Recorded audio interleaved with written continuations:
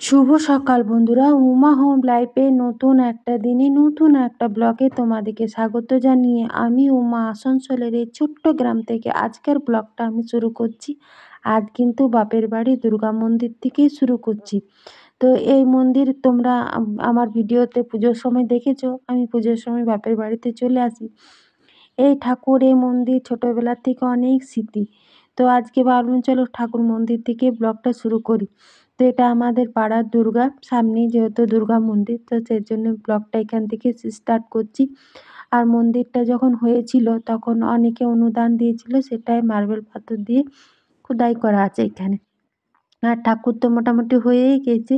তো দুপুরবেলা এলাম, মন্দিরটা তোমাদের সাথে পুজোর সময় শেয়ার করেছি, এবছরও যদি আসি তো শেয়ার করব। গেটটা লাগিয়ে দিলাম।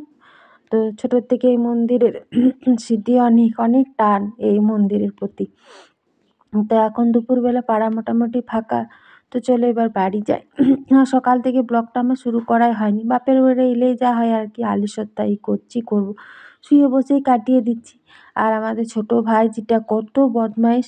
তো ছোট ভাই যেটাতে দেখলে খুবই বদমাইশ, ওকে নিয়ে সারাদিন কেটে যাচ্ছে, খুবই বদমাইশ করছে, এখনও বদমাইশ করে যাচ্ছে। আর দেখছো জামা কাপড়গুলোর আমি ওর গালটা একটু টিপে দিচ্ছি তো একটু বদমাইশ করছে।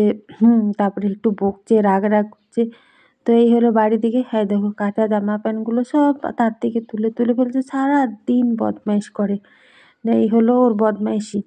আজ তো রাধা অষ্টমী, সবাইকে রাধা অষ্টমী প্রীতি ও শুভেচ্ছা।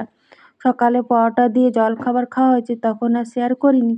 এবার একবারই খাওয়া দাওয়া করছি, যে বললাম না বাপের বাড়ি এসে একটু আলিশয্যা ভাব, সেই শুয়ে বসে গল্প করেই কাটিয়ে দিচ্ছি। তো ওদের জন্য ভাতও করেছে, আর এখানে ওরা চিকেন দেখে দেখে ভাত খাচ্ছে, মানে একটা খাবার ভিডিও দেখে দেখে খাচ্ছে। তো বৌদি আজকে রাধা অষ্টমীতে ডাল, সকালের একটু তড়কা করেছিল, পরোটা, আর এখানে আলু পোস্ত করেছে, আর এখানে পনির আলুতে তরকারি আছে, আর এখানে ভাত আছে। তো ভাইজিগুলো ও দাদা সবাই ওরা ভাত খাবে। খাওয়া দাওয়া করে একবারই বেরিয়ে পড়লাম, তখন একটু তাড়া আছে কারণ 3:30 দিকে মেয়ের আবার টিউশনি আছে, ওই জন্য চটপট করে বেরিয়ে পড়লাম। আর গ্রামের রাস্তায় এবার ছাড়বো। তো এখন রাস্তার ধারে কাশফুল ফুটেছে, তো আগমনীর সুর আর কি। আর এই কাশফুলগুলো দেখে না খুবই ভালো লাগছে। তো যাবার সময় ভাবলাম একটু দাঁড়িয়ে তুলবো ফটো মটো। তো যাবার সময় একটু লেট করে বেরিয়েছিলাম, সন্ধ্যা হয়ে গেল। আর আজকেও একটু তাড়াহুড়োর মধ্যে যাচ্ছি। মেয়ের টিউশনি আছে, 2:30 মতো টাইম হয়ে গেল বেরিতে। তো 3:30 থেকে 1 ঘন্টা মোটামুটি লাগে। তো আর দেখো, আর এই বৃষ্টির জল পেয়ে ঘাস একদম সবুজে সবুজময়, আর সুন্দর সব দিকে কাশফুল ফুটেছে। তো আগমনীর সুর দিচ্ছে, কাশফুল দেখে বেশ ভালো লাগছে, আকাশটাও শরতের আকাশ। আর এবছর প্রচুর পরিমাণে বৃষ্টি হওয়াতে একদম গাছপালা একদম সবুজে সবুজময় হয়ে গেছে, বেশ সুন্দর লাগছে কিন্তু। আর পুকুরটা দেখো একদম জলে একদম ভরে গেছে, পুকুরটাও বেশ সুন্দর লাগছে। তো এবার আমাদের পেনালি গ্রাম ছেড়ে দিচ্ছি। তো চলো এবার শ্বশুর বাড়ির রাস্তা ধরে এবারে এগোই। তো পুকুরটাও বেশ ভালো লাগছে, ভর্তি পুকুরের জল। আর এখানে দেখো, তো যাবার দিনই মেয়ে এখানে দেখেছিল আকলপুরের মোড়টাতে যে আঞ্জির মাখা করছিল। তো সন্ধ্যা হয়ে গেছিলো বলে দাঁড়িনি, আর এখন যেহেতু লুচি খেয়েছে, ওরা ভাত খেয়েছে, তো একটু আঞ্জির মাখা খাবে। তো ওই জন্য এখানে আঞ্জির মাখা নিচ্ছি। আর দুপুরবেলায় কিন্তু এরকম আঞ্জির মাখাই কাসুন্দি, কাঁচা লঙ্কা, তারপরে বিট নুন, আমি জন্য বলে একটু বেশি করে বিট নুন আর কাঁচা লঙ্কা দিয়ে মাখো। 250-তে 20 টাকা নিল। তো 250 মতন মেখে দিল। তো চলো এটা খেতে খেতে চলো আসি।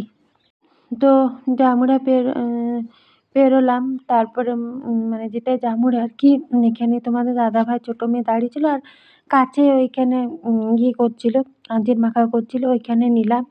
তারপরে এখানে জামুড়া মোড়ে আবার গাড়িতে একটু তেল ভরে নিল। তো গাড়িটাতে তেল না ভরলে যাবে না।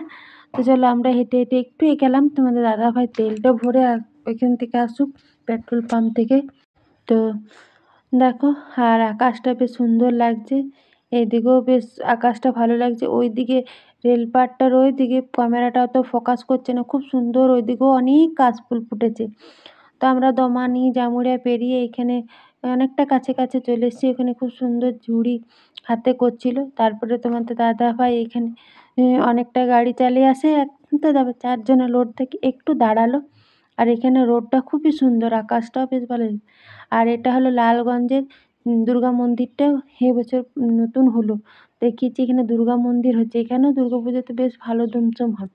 তো আমরা দমানি জামুড়া ছেড়ে একদম লালগঞ্জে চলে এলাম। তো অনেকটাই চলে এসেছি, আর ১০-১৫ আধ ঘন্টা মতো টাইম লাগবে, তারপরে চলে আসবো আমাদের গ্রাম।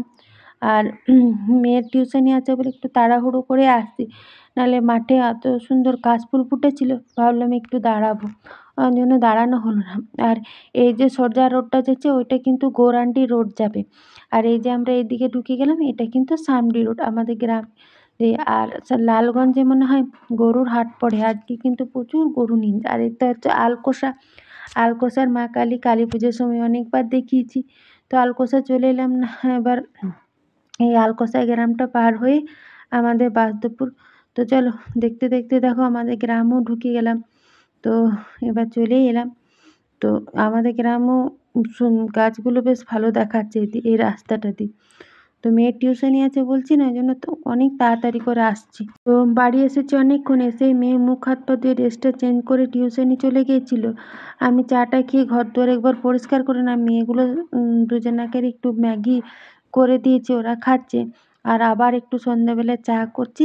তো ভিডিওটা এখানে শেষ করছি, ভালো লাগলে সাবস্ক্রাইব করে দিও।